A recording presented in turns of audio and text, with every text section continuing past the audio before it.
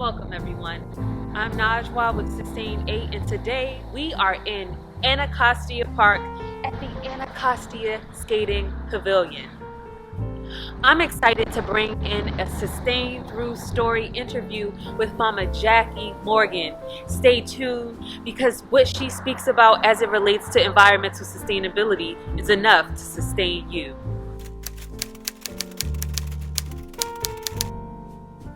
My name is Jackie Morgan, and this is how I sustain through story. Environmental sustainability means maintaining nature. As an indigenous African,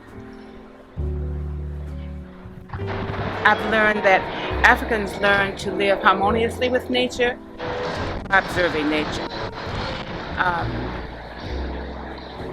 And we're at a critical point now because we have forgotten to pay attention to nature, to care for it. And it reminds me of a movie, Soylent Green, that I recommend anybody to watch because it will show what Earth will look like if we don't sustain it. It's so bad that in the movie, people who died, who remembered Earth how it used to be, would want to watch a movie of Earth. The trees, the wind blowing, the flowers in the field, the birds singing. Because if we don't take care of it now, we won't have those things.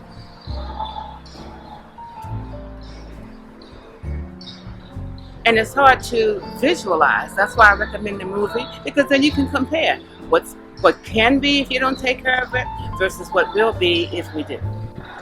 My skating in Berry Farms, because we skated there first, with the clip-on skates, the metal clip-on skates.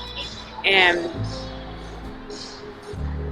in the 50s, you usually had you had two sets of clothes, school and church clothes and play clothes. And therefore you had two sets of shoes, school shoes and play shoes. And of course you weren't supposed to wear the school shoes anywhere but school and church. But I put them on anyway. They were brown Oxfords. They really weren't pretty, but I didn't know the difference then. And I put those skates on them, and then skating down this real hill. I think it's Morris Road. This very, very steep hill. And ran into a fence, that chain link fence, and that chain link scraped my shoes. Oh man, I'm sure I got a spanking then because you couldn't hide that. But she thought that was so funny, and I guess it was. But skating in Anacostia Park is it's been a lifesaver, an intergenerational lifesaver, because skating is an activity that grown-ups and children can do at the same time, and therefore you know what your children are doing. You don't have to look for them, and they have their friends. So, and it's exercise, it's relaxing, it's everything that you can want for yourself and your children in terms of entertainment. And for us, I think there may have been 20 of us, and we quote unquote lost one to the criminal justice system, but he said he practiced skating while incarcerated. Came out thinking that he could still skate until he fell on his butt. Then he realized that he had to relearn, but skating even maintained him there.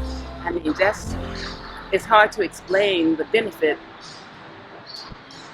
of roller skating. I feel a sense of mourning because I feel like we're losing it due to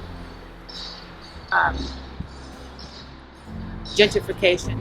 As far back as the 80s, my daughter and I were told by park officials that what black people did in the park was not important because all you do is just sit there. Playing volleyball, and other types of sports was something, but what you do is nothing. And then we could come down here at all times of the night, all night long, really. As I said, we slept overnight in the 50s, and we could come and skate as late as we wanted in the 80s until white people began to jog down here, and then they impose rules on us. You can't stay in the park after dark. That reminds me of Achebe's Things Fall Apart. Things are falling apart in Anacostia and Berry Farms. And the things that are happening now are not to our advantage. They are restrictive to us and to the way we live in our culture. So I feel a sense of mourning, like something is being lost.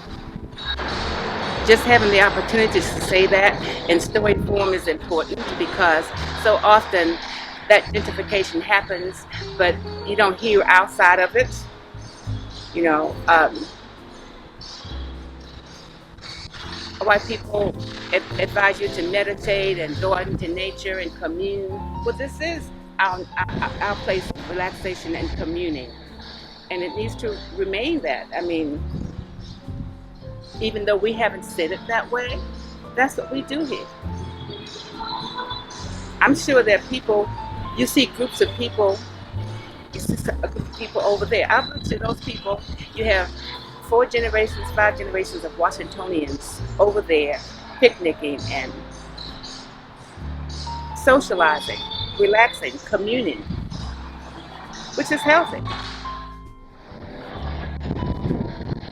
I think young people need to listen.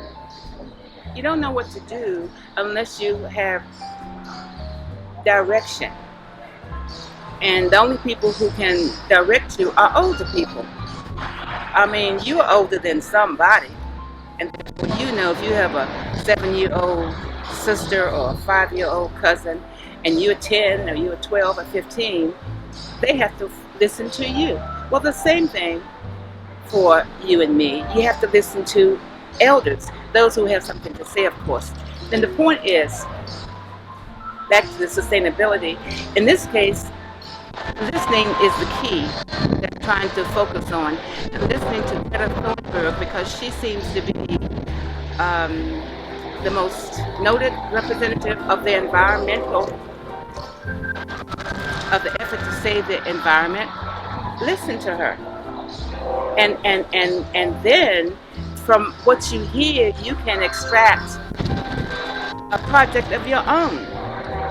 You can do something here in DC to help the environment just from learning from her and using your creativity to